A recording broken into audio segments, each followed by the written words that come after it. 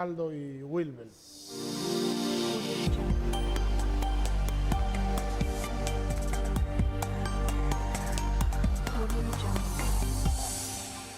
Amén. Vamos a orar. Así iniciamos la predicación de esta mañana. Señor Dios bueno, Dios de misericordia, a tu nombre damos toda gloria y toda honra, Señor. Gracias, Señor, te damos por tus bondades, por tu mucha misericordia, Dios. Gracias por Cristo. Gracias por el sacrificio perfecto de Cristo hecho en la cruz por nuestros pecados, Señor. Gracias porque hoy podemos recordar que nuestro Salvador ha resucitado. Y gracias, Señor. Gracias por ese sacrificio perfecto que nos hizo acepto en el amado. Señor, gracias. Ayúdanos, Señor, ahora a seguir adorándote, Señor, por medio de la escucha reverente de tu palabra y que podamos ver a Cristo por medio de la exposición bíblica y que tu Espíritu Santo aplique tu palabra a nuestros corazones, Señor. En el nombre de Jesús. Amén. Ha resucitado. Evangelio según San Juan, capítulo 20, versículo 1 hasta el versículo 10, y dice el texto: el primer día de la semana, María Magdalena fue temprano al sepulcro, cuando todavía estaba oscuro, y vio que ya la piedra había sido quitada del sepulcro. Entonces corrió y fue a Simón Pedro y al otro discípulo a quien Jesús amaba y le dijo: se han llevado al Señor del sepulcro y no sabemos dónde le han puesto. Salieron pues Pedro y el otro discípulo e iban hacia el sepulcro. Los dos corrían juntos, pero el otro discípulo corría más aprisa que Pedro y llegó primero al sepulcro. E inclinándose para mirar adentro, vio las envolturas de lino puestas allí, pero no entró. Entonces llegó también Simón Pedro tras él. Entró al sepulcro y vio las envolturas de lino puestas allí y el sudario que había estado sobre la cabeza de Jesús, no puesto con las envolturas de lino, sino enrollado en un lugar aparte. Entonces entró también el otro discípulo, el que había llegado primero al sepulcro, y vio y creyó, porque todavía no habían entendido las escrituras que Jesús debía resucitar de entre los muertos. Los discípulos entonces se fueron de nuevo a sus casas. Ver el relato de la crucifixión y lo que antecede todo lo que es el tema de la resurrección. El maestro ya había pasado por la agonía insoportable de la cruz,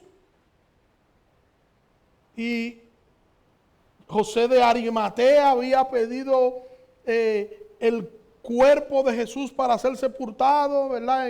En obediencia allí, incluso para el cumplimiento de la misma escritura y lo que la escritura había señalado en el Antiguo Testamento. Pero nosotros podemos ver, a pesar de todas las cosas que Jesús vivió en estas últimas horas, a pesar de todas las cosas que Jesús vivió desde ser arrestado hasta el momento de la crucifixión, nosotros podemos llegar a una sola conclusión, y es que Jesús nunca se quejó. Jesús no se quejó, y fue una de las cosas que no hizo. No digo, mira Padre, me diste discípulos y en la hora en la que yo los necesité, ellos me abandonaron.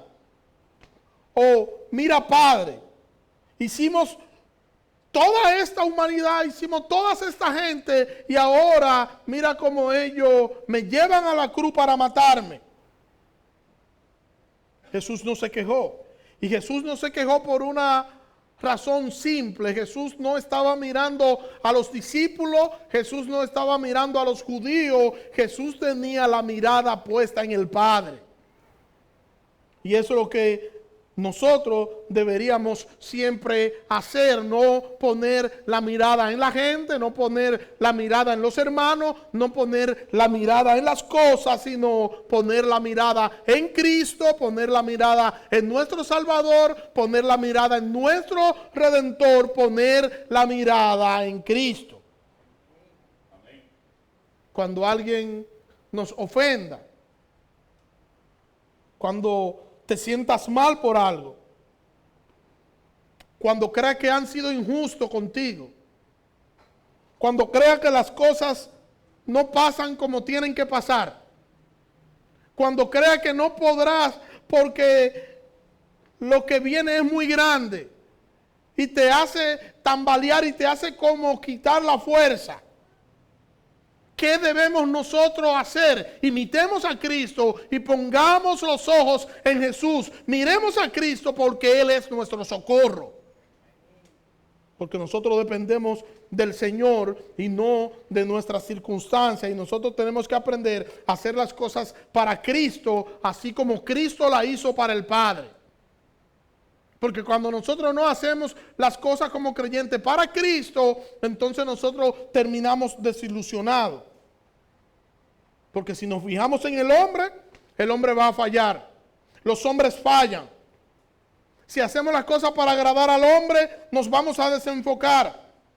Nosotros no debemos hacer las cosas para agradar a nadie, de manera particular en esta tierra. Si nosotros predicamos, debemos predicar para Cristo. Si nosotros trabajamos, debemos trabajar para Cristo. Si nosotros vivimos en sociedad, vivir en sociedad para Cristo. Y todo lo que nosotros hacemos, la razón de ser de todo lo que hacemos debe ser Cristo y solo Cristo.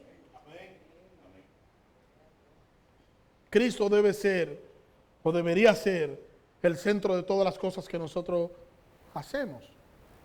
La gente no está pendiente por lo regular a los demás. La gente siempre está pendiente a sus propias necesidades. La gente siempre está pendiente a sus propias crisis y olvida que Jesucristo es la razón de lo que hacemos y que Jesucristo nos ordena y nos manda a hacer conforme a su voluntad que está expresada en las Escrituras. Nuestros dones, nuestros talentos, nuestros ministerios deberían estar enfocados en Cristo, que fue quien nos lo dio. Y muchas veces nosotros estamos pendientes en cómo la gente ve las cosas que yo hago, en cómo la gente reconoce las cosas que yo hago. Jesucristo, el Hijo de Dios, vino a su mundo. Y lo que nos dice Juan al principio de su evangelio es que cuando viene a los suyos no le recibieron. A los suyos vino, los suyos no le recibieron. Entonces la gente de él, su propio pueblo, no lo recibió. Y nosotros tenemos que aprender como Cristo. Esto no llenó a Cristo de angustia, ni llenó a Cristo de lamento, sino que lo hizo mirar el objeto de su venida, lo hizo mirar la razón y lo hizo mirar al Padre, porque al Padre era que él debía adorar. Y tenemos que aprender a mirar a Cristo, y cuando algo sale como no nos gusta, ir a Cristo. Cuando algo nos molesta, vayamos a Cristo. Y no tomemos las cosas personales, porque hasta nuestras relaciones interpersonales, nuestras relaciones matrimoniales, todo debería apuntar y debería ser para la gloria de nuestro Salvador. El capítulo 20 de Juan, que es este texto aquí donde leímos, ya en este tramo, Juan está ya casi concluyendo con su libro, con su evangelio, y los colores ya que Juan está dando al final en los últimos capítulos ya son distintos. Si alguien tenía duda de la autoridad y del poder de Jesús, ahora Juan nos muestra ese poder, esa autoridad de Jesús sobre la muerte. Y usted pudiera decirme, pero ¿cómo así? Bueno, no hay nada para Juan más indicado que él concluir con este tema de la muerte. No fue que Juan nos está diciendo que Jesús volvió a traer a alguien de la muerte. No, es que él venció el infierno, venció la muerte y salió triunfante sobre ellos. Y Juan está exhibiendo ahora a un Cristo glorioso y victorioso. Amén. Lázaro volvió de la muerte. ¿Y por qué Lázaro volvió de la muerte? Porque Jesús lo devolvió a la vida y Jesús se paró frente a la tumba de Lázaro y le dijo: Lázaro, sal fuera. ¿Y Lázaro qué dijo? Salió fuera. Y en ese momento Jesús mostró su autoridad sobre la muerte. Pero es la resurrección la que le pone la tapa al pomo y muestra no solamente esa autoridad de Cristo sobre la muerte, muestra a un Cristo glorioso, poderoso, a un Cristo que está por encima de todo y que las propias leyes de la naturaleza se le someten a él. Es la gloria del Salvador lo que nos está presentando Juan. Qué glorioso es el Salvador, que hasta la muerte se le tiene que someter. Y él pone su vida, vuelve a tomar su vida, y Juan nos muestra el final de su ministerio, que culmina con una muerte trágica y una resurrección gloriosa.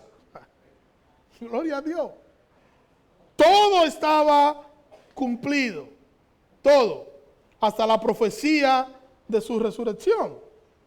Mire cómo dice el Salmo 16, versículo 10, dice: pues tú no abandonarás mi alma en el Seol, ni permitirás a tu santo ver corrupción. Entonces es una profecía mesiánica, haciendo alusión allí a la muerte y la resurrección del Salvador. Y estas palabras mesiánicas se cumplen aquí en este relato de Juan en el capítulo 20. Ya el Padre había dicho que Él no dejaría en el sepulcro a su Hijo. Él se tenía que remontar por encima de la muerte porque tenía autoridad sobre la muerte misma. Tenía que derrotar a la muerte, tenía que derrotar el infierno, y así lo hizo, salió triunfante sobre todo. Y esto es parte de lo que se había escrito en el Antiguo Testamento que haría el Salvador. La gloria del Salvador, la autoridad del Salvador, la deidad del Salvador, el poder majestuoso del Salvador, su señorío, es lo que Juan nos está presentando aquí. Y Juan nos está diciendo: nadie como este Salvador glorioso. Y Juan nos da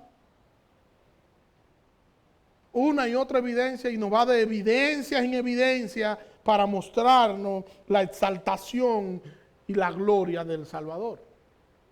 Dice el texto nuestro que leímos: y el primer día de la semana María Magdalena fue temprano al sepulcro. ¿Cuándo? Cuando todavía estaba oscuro, y vio que ya la piedra había sido quitada del sepulcro. El primer día de la semana. Y desde aquí nosotros podemos comenzar a contemplar la importancia del primer día de la semana, que es el domingo, el día de la resurrección. Y de aquí la importancia de que las iglesias se reúnen el primer día de la semana a hacer su culto. Hoy hay iglesias que no saben por qué nos reunimos el domingo a nosotros hacer nuestro culto. Nosotros nos reunimos el domingo a hacer nuestro culto porque la iglesia primitiva se reunía todos los domingos a celebrar la resurrección, a celebrar que Cristo resucitó, a celebrar que el Salvador volvió de la muerte, venció la muerte, venció el pecado y salió triunfante sobre todas las cosas. El primer día de la semana, el domingo, se celebra la resurrección. Es el día de nosotros celebrar que nuestro Salvador regresó.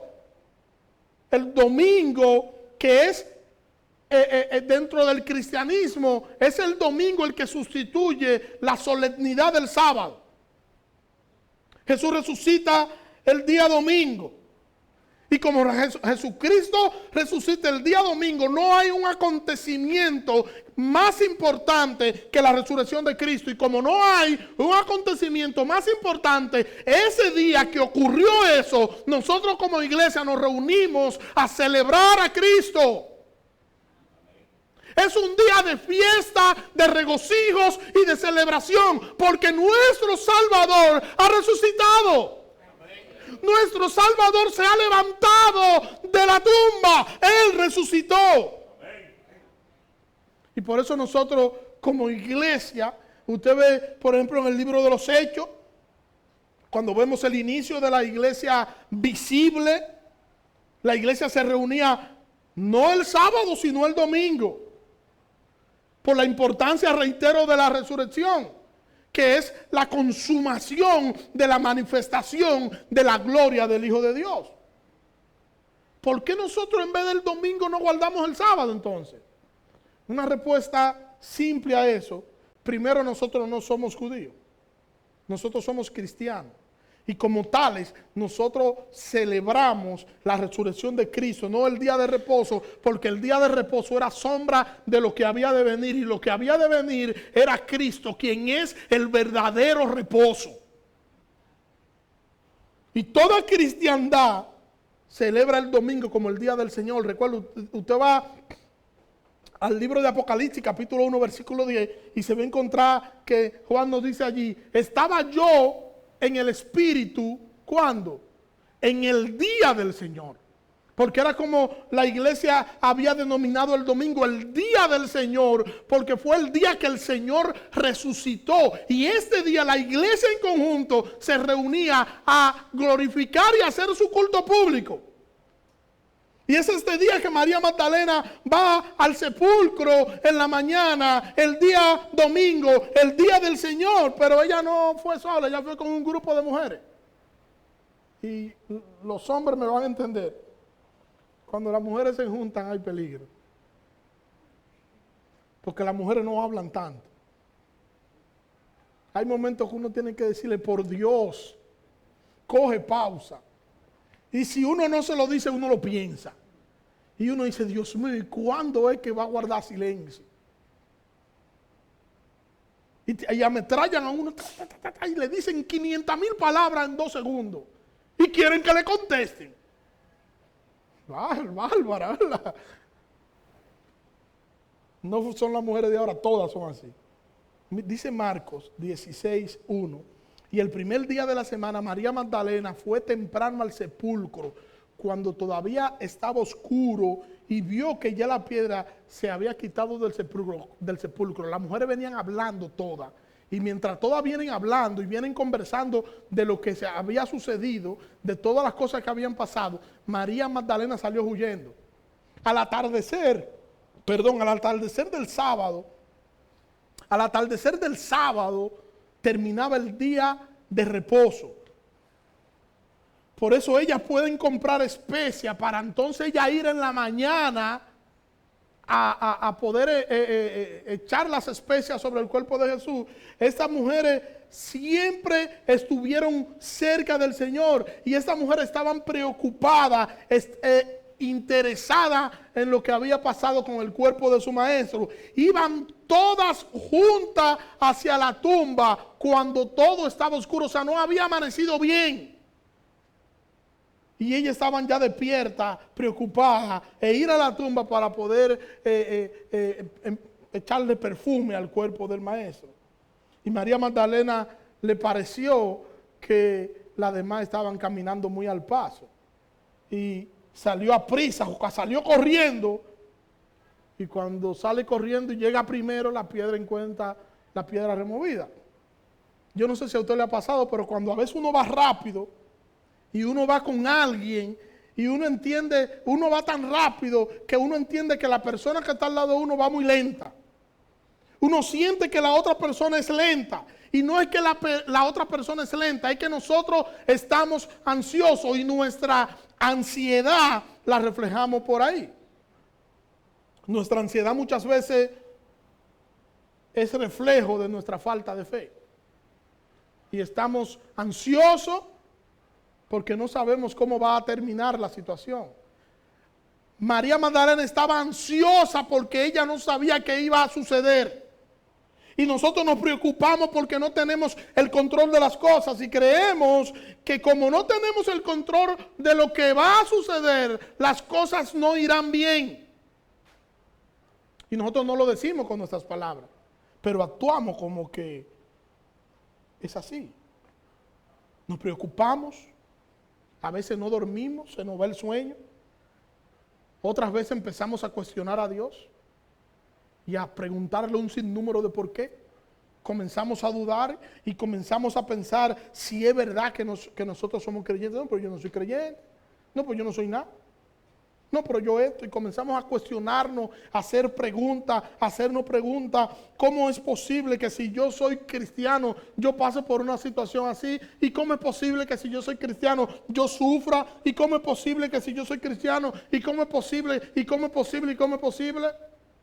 Y nos olvidamos que el Hijo de Dios sufrió como el que más por causa del propósito del Padre. Fue a la cruz y sufrió. Y dentro de la vida del Hijo de Dios estaba contemplado el sufrimiento para llegar al punto de lo que Dios había determinado en el pasado eterno. Y cuando el Salvador, que fue el que más sufrió, Dios sufrió por nosotros, ya el Salvador nos había dicho: en el mundo tendréis aflicción, pero confíen porque yo he vencido al mundo. Y cuando lleguen esos momentos dolorosos, esos momentos que nos causan tensión a cada uno de nosotros, nosotros no debemos olvidar las promesas del Señor y debemos aplicar sus palabras que son fieles y que son verdaderas en nuestras vidas. ¿Tienes escasez? Busca primeramente el reino de Dios y su justicia, y todas las demás cosas serán añadidas. Dice el Salmo 34, versículo 16 y versículos 19 y 20, dice: muchas son las aflicciones del justo, pero de todas ellas lo librará el Señor. Él guarda todos sus huesos, ni uno de ellos es quebrantado. Y un salmo clásico, que es el Salmo 23, que dice: el Señor es mi pastor, nada me faltará. En lugares de delicados pastos me hará descansar, junto a agua de reposo me pastoreará. Confortará mi alma, me guiará por senda de justicia por amor de mi nombre. Aunque ande en valle de sombra de muerte, no temeré mal alguno, porque tú estarás conmigo. Tu vara y tu cayado me infundirán aliento. Adereza mesa delante de mí en presencia de mis angustiadores. Mi copa está rebosando. Ciertamente el bien y la misericordia me seguirán todos los días de mi vida, y en la casa de Jehová moraré por largos días. Dios es glorioso y nos ha dejado en su palabra esperanza, consuelo y promesa tangible para que nosotros confiemos en su providencia. Esto es confortable, y mucho más confortable es esto en momentos de angustia y de depresión. Nada más seguro, nada más saludable que las promesas del Señor para nuestras vidas. Sus promesas son fuertes y sus promesas son inquebrantables. Las promesas del Señor para los hijos de Él, esas promesas no deben hacernos quedar de rodillas, sino que deberían hacer que los hijos de Dios se levanten, se pongan en pie y miren a la cruz. Cuando estén en crisis, ¿qué deben hacer? Mirar a la cruz. Cuando crean que las situaciones son insoportables e intolerables, mira a la cruz. Cuando las cosas no salen bien, mira a la cruz. Cuando lleguen las dudas en medio de la crisis, del problema, del dolor y de las dificultades, mira a la cruz. Porque solo allí nosotros vamos a encontrar esperanza y oportuno socorro. Y desde nuestra condición nosotros tenemos que reconocer la gloria y la majestuosidad de nuestro Salvador. Que sin importar lo que pueda estar pasando, no importa lo que pueda estar pasando, nosotros no nos vamos a hundir. no vamos a sucumbir ante el mal. Estamos en sus manos. Y si estamos en sus manos, estamos en el lugar más seguro. Si estamos en las manos de Dios, estamos ante una fortaleza impenetrable. Nadie puede penetrar, nadie nos puede arrebatar de sus manos. Estamos en las manos de Dios, estamos seguros. Y nadie nos puede tocar, hermano. Somos de Dios, somos propiedad de Dios, somos de Cristo. Y nadie puede tomar lo que es de Cristo, nadie. Por eso dice el salmista, Él es nuestro amparo, Él es nuestra fortaleza, Él es nuestro pronto auxilio en la tribulación. Y aunque se traspasen los montes a la mar, yo no voy a temer porque tengo un Dios poderoso. No importa lo que pueda suceder. No tenemos a un Dios que puede ser movido por cualquier cosa. Él es nuestro refugio, Él es nuestro poderoso refugio, Él es nuestro Salvador. Y nada ni nadie puede mantenerse en pie ante Él. Y eso debe llevarnos a nosotros a que nosotros aprendamos a descansar en nuestro todo suficiente Salvador. Debemos descansar en Él. Cuando María ve la piedra removida, que llega corriendo y se da cuenta que el cuerpo no está dentro, ella corre a cierta distancia, ve que movieron la piedra y ella entonces mira, ve que el cuerpo no está allí, entonces sigue corriendo y se va corriendo para donde Pedro, que es el líder. Y le dice a Pedro que se han llevado el cuerpo del Señor. Pero él no dijo ya que iba a resucitar. No dijo ya él que iba a resucitar. Ni siquiera sus discípulos entendían el tema de la resurrección. De hecho, ellos no estaban esperando tampoco la resurrección. Las mujeres fueron al sepulcro porque no pudieron ir el día anterior cuando bajaron a Jesús de la cruz por causa del día de reposo. Ellas no fueron porque querían encontrarse con Él cuando resucitara. No, no es así. Pero lejos de sus mentes y sus mentes pecaminosas estaba que el Maestro justo ese día iba a resucitar como Él lo había dicho y ellos no lo habían entendido. Ellos no creían lo que estaba sucediendo, pero tampoco lo entendían. Y esto es preocupante, porque nosotros podemos estar llenos de buenas intenciones, pero en realidad no creer lo que nosotros estamos predicando. Nosotros podemos estar llenos de buenas intenciones y no creer lo que nosotros estamos diciendo sobre el Evangelio. Tú puedes tener una gente que dice que Cristo es la verdad, que Cristo es la luz, y habla de Cristo, pero vive como un inconverso. Y si tú hablas de Cristo y vives como un inconverso, tú no conoces a Cristo. Si tú hablas de Cristo y tú vives como una persona que no conoce a Cristo, tú tampoco lo conoces. Tú eres uno más. El que ha gustado de Cristo, el que Cristo vive dentro de él, vive como Cristo dice que debe vivir conforme a su palabra.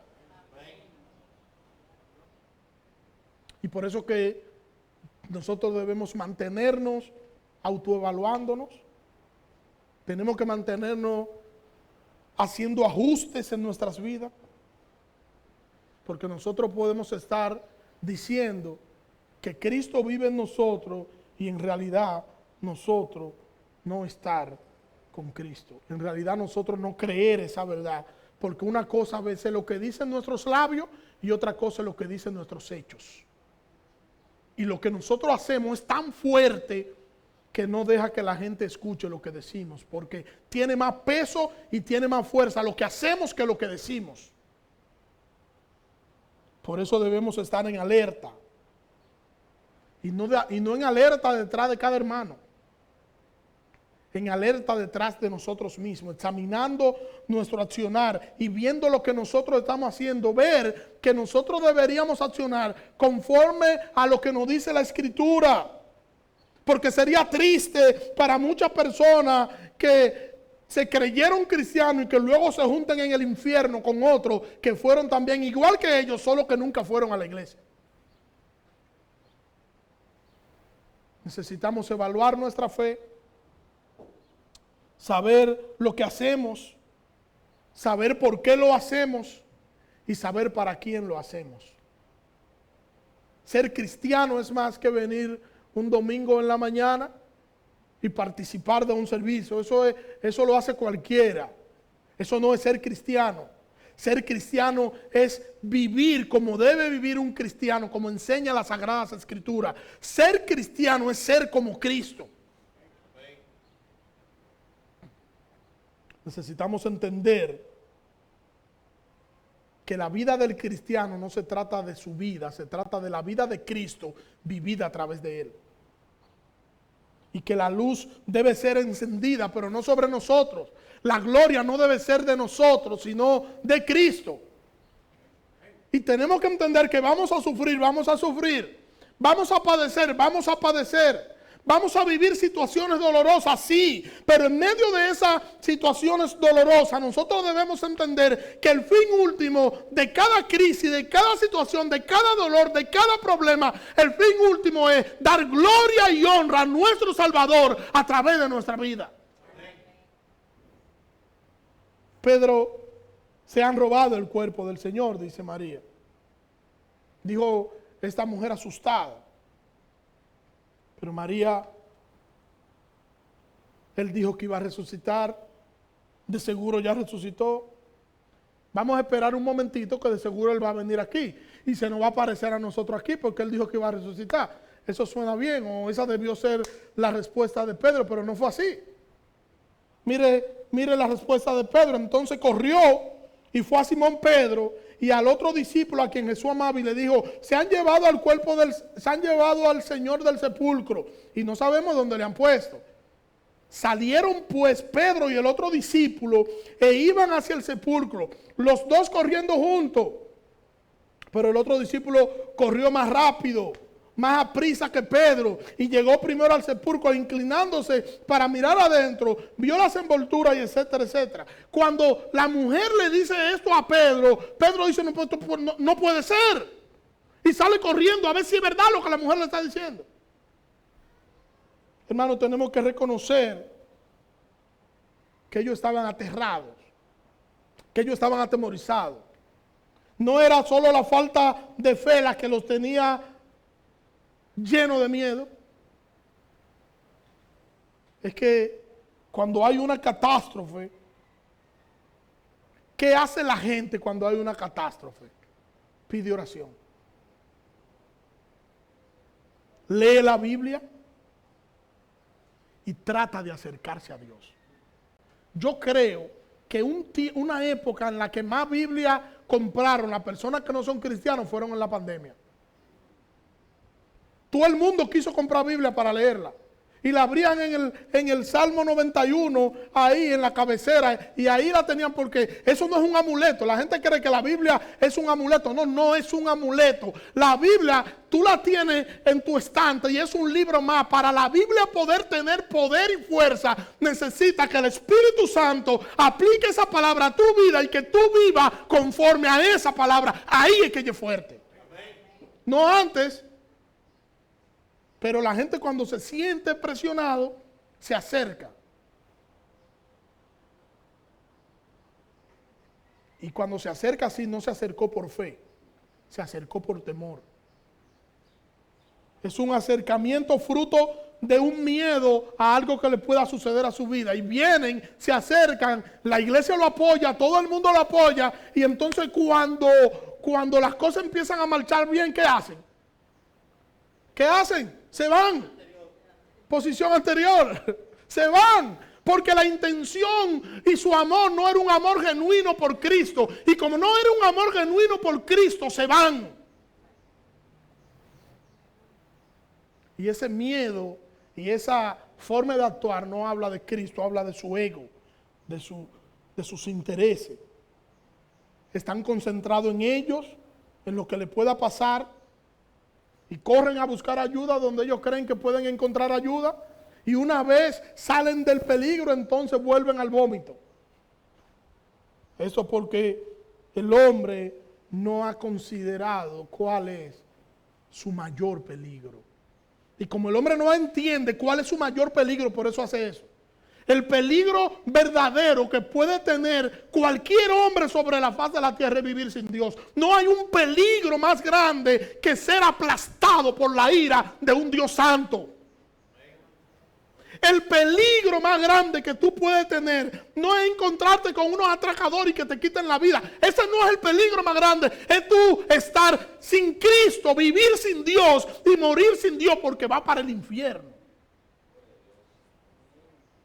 El problema más serio que tú tienes es tu problema de pecado. Es el pecado lo que tiene al hombre esclavizado. Es el pecado lo que lo va a llevar al infierno. La peor pandemia que ha podido vivir la raza humana no fue hace 3 años. La peor pandemia empezó en Génesis. Cuando Dios dijo, Adán, ¿dónde tú estás? Tuve miedo y me escondí. Ah, pues comiste del árbol que te dije que no coma. Allí empezó la peor pandemia, que es la pandemia del pecado. Y en el capítulo 3, entonces empieza el antídoto. Y el antídoto para la peor pandemia es la sangre de Cristo, que limpia al hombre de todo pecado. Es la sangre de Cristo la solución al problema más serio que tiene el hombre. El pecado. La piedra fue removida cuando las mujeres fueron y cuando Pedro y Juan fueron, que cuando él está hablando aquí del otro discípulo, pero Juan está hablando de sí mismo. Cuando ellos 3 fueron, esta piedra estaba removida y eso provocó un gran temor en ellos. Ahora, ¿por qué la piedra fue removida?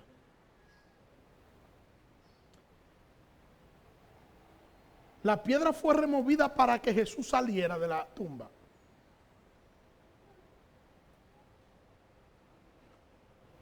No, hermano. La piedra no fue removida para que Jesús saliera, porque cuando la piedra fue removida, ya Jesús no estaba dentro de la tumba. Lo que ven muchas películas de ciencia ficción, saben que hay unas películas, unos muñequitos donde se teletransportan. Y desaparecen del lugar. El Señor no tiene necesidad de eso porque Él está en todo lugar a la vez. Y Dios tiene el poder y la autoridad sobre todas las cosas para hacer como Él quiera. Cuando la piedra es removida, que el ángel desciende y la piedra se mueve, ya Jesús no estaba adentro. Hacía rato que Él estaba en el corazón de la tierra predicándole a los espíritus encarcelados. Ya Él no estaba ahí. Entonces la piedra no fue removida para que Jesús saliera de la tumba. La piedra fue removida para que los discípulos tengan una evidencia de la resurrección y puedan decir, ¡ha resucitado!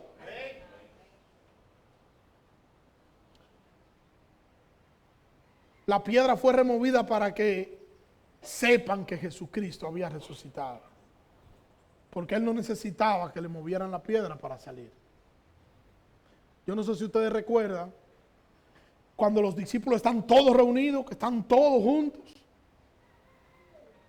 Tienen toda la puerta cerrada porque ellos están llenos de miedo, aterrados. Y Jesús se le aparece en el medio. Nadie le abrió la puerta.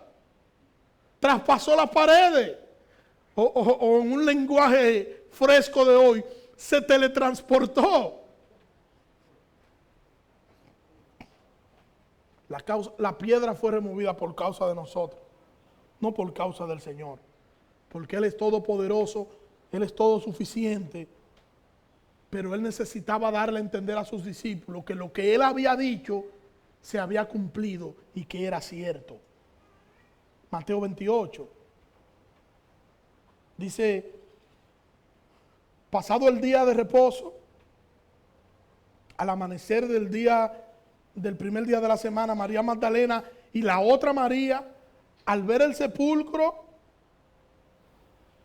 y hubo un gran terremoto porque un ángel del Señor descendió del cielo y llegando Llegando el ángel, removió la piedra y se sentó sobre ella. El ángel baja, y cuando el ángel baja, me imagino yo con una uña, porque una piedrecita para un ángel no puede ser una gran cosa. Y removió la piedra, y después que la movió el ángel, se sentó arriba de ella. Dice el versículo 3, su aspecto era como de un relámpago. ¿Ustedes han visto los relámpagos? Usted ve un relámpago y le molesta en los ojos. Hay otros, los más cobardes, se tapan los oídos para no escuchar ruido. Pero el relámpago molesta en los ojos. El fulgor de un relámpago. Dice que su aspecto era como de un relámpago. Y su vestido era blanco como la nieve. Recuerden que quien está escribiendo para que nosotros podamos entender qué es lo que él está diciendo. El color que están viendo ellos no encuentran con qué compararlo. Y lo que dicen es, bueno, es blanco como la nieve. Pero ahí habían unos guardias. ¿Ustedes recuerdan que habían mandado unos guardias? Mandaron unos guardias para custodiar la tumba. Bueno, dice el versículo 4, y de miedo de él, del ángel, los guardas temblaron y se quedaron como muertos. Imagínense eso. Viene este relámpago, cae allí, y cuando los guardias ven eso, se asustaron. El miedo fue tan grande que se desmayaron. Le pasa como a Juan Francisco cuando ve las inyecciones, que mira la aguja y ¡pac! Ahí mismo se queda. Así mismo le pasó a los guardias. Versículo 5. Mas el ángel respondió y dijo a las mujeres, no temáis vosotras, porque yo sé que buscáis a Jesús, el que fue crucificado. No está aquí, pues ha resucitado, como dijo. Vení y ve el lugar donde fue puesto el Señor.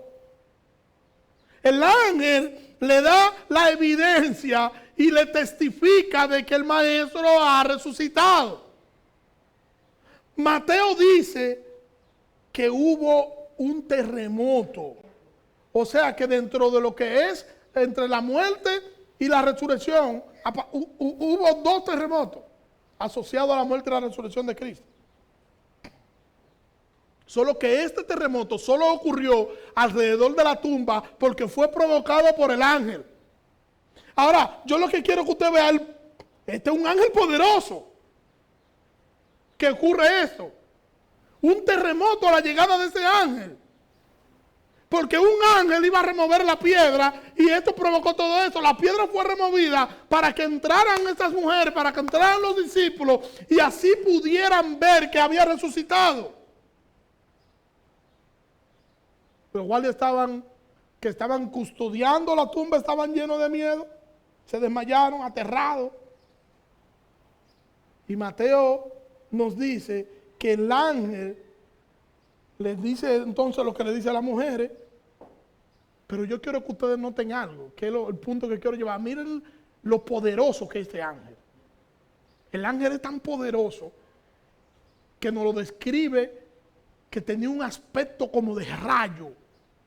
Y cuando el ángel llega, todo el que estaba por ahí se desmayó del miedo que le dio. El ángel tiene tanto poder, tanta fuerza, que mueve de manera simple la piedra y se sienta encima de ella. ¿Qué poder tenía este ángel, verdad que sí?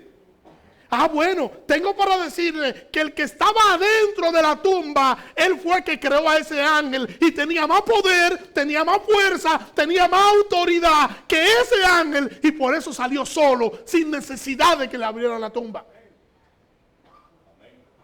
Ha resucitado, es lo que dice el ángel. Ha resucitado y ha cumplido con todo lo que él había dicho y todo el sistema del Antiguo Testamento.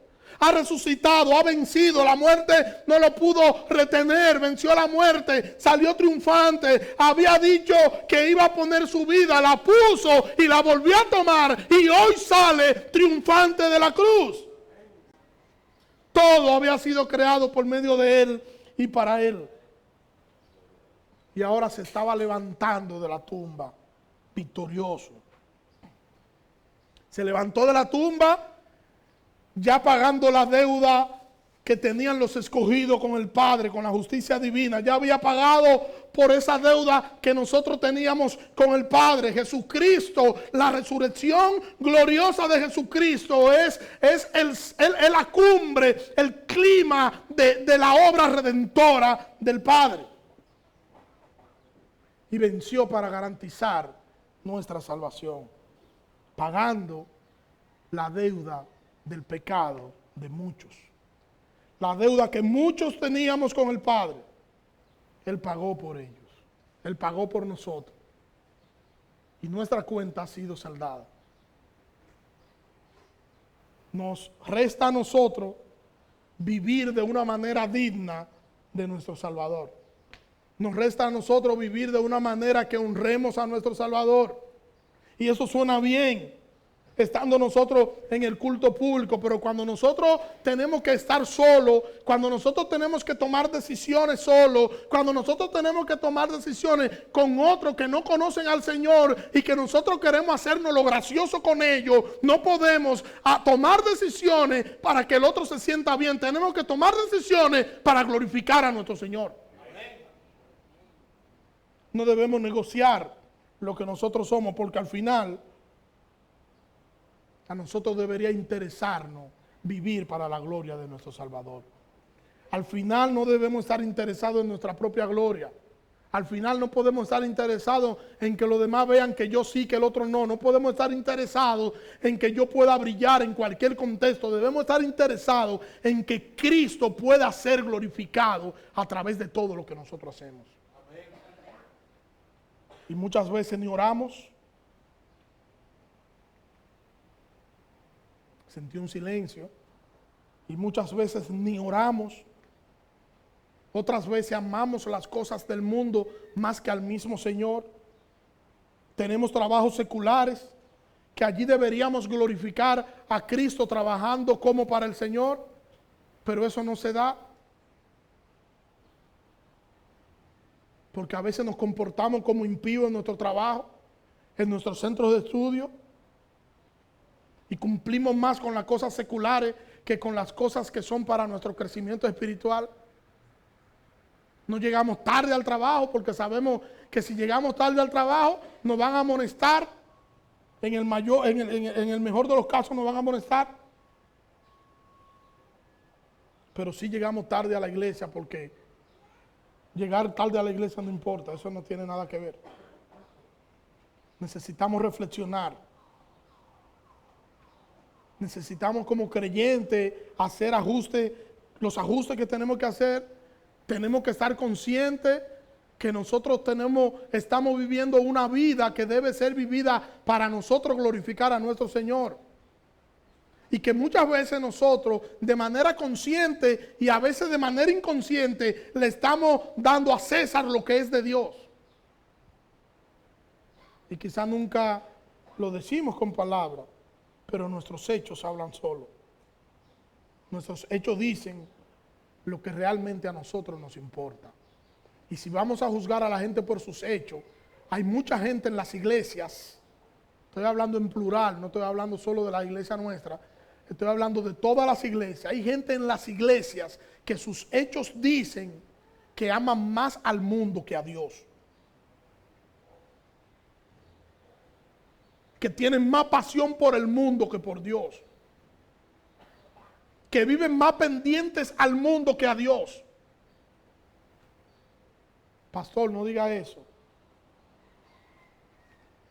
Yo estoy hablando conforme a los hechos. Todos nosotros, todos, un día vamos a estar ante un tribunal, ante el tribunal de Cristo. Y allí vamos a rendir cuenta por todo lo que hicimos, sea bueno o sea malo. Yo le pregunto a usted en esta mañana, ¿usted está preparado para estar en un tribunal ante Cristo? No es un juez humano que usted le puede decir cualquier cosa, contratar un buen abogado y el abogado inventarse toda la mentira del mundo para que usted salga bien. No, no es ahí. Es Cristo quien va a ser el juez y Cristo va a ser el abogado. Usted está preparado para usted estar en la presencia de Dios y usted cuando usted tenga que rendir cuenta de su vida, ¿está preparado usted para usted decirle a Dios por qué usted vive como usted vive? ¿Por qué usted anda como anda? ¿Por qué usted se comporta como se comporta? ¿Por qué usted vive como impío cuando usted debería vivir como cristiano?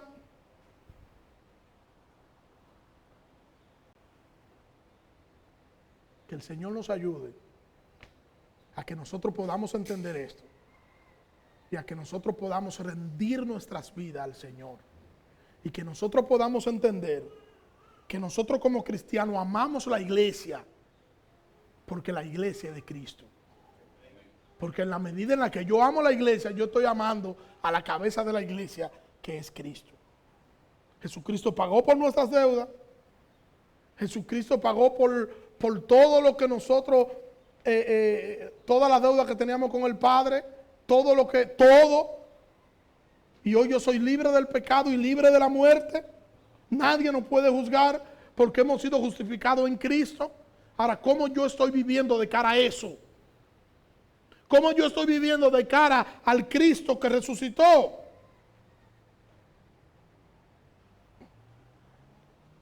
Y todo esto es para que meditemos, para que reflexionemos. Y que no pase lo que dice al final del texto, que dice que después de eso los discípulos se fueron a sus casas.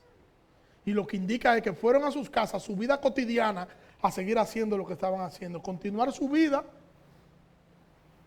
con el miedo que tenían y la tensión que ellos tenían, sin poder entender y sin tener las respuestas a todas las preguntas que ellos tenían, hasta que Jesús se le aparece. Hermano, nosotros necesitamos reflexionar, nosotros necesitamos meditar en lo que somos. En lo que somos. Tú eres cristiano, vive como cristiano. Compórtate como cristiano. Anda como cristiano. Habla como cristiano. Chatea como cristiano. Anda en las redes como cristiano. Comparte como cristiano. Vístete como cristiano. Ahora, tú eres un impío. Vive tu vida de impiedad.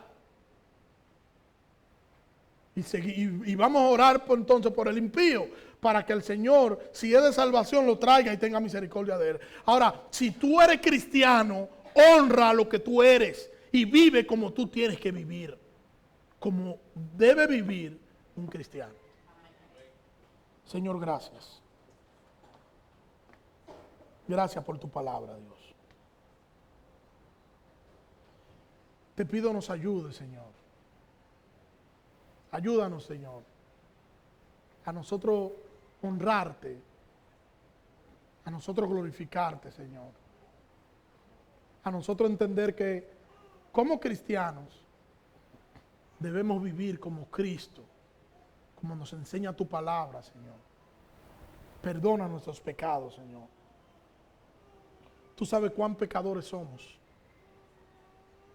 Y tú sabes, Señor, cómo las luchas y las tensiones que tenemos en el corazón por querer hacer lo correcto y nuestros deseos pecaminosos que nos inclinan a no querer hacerlo.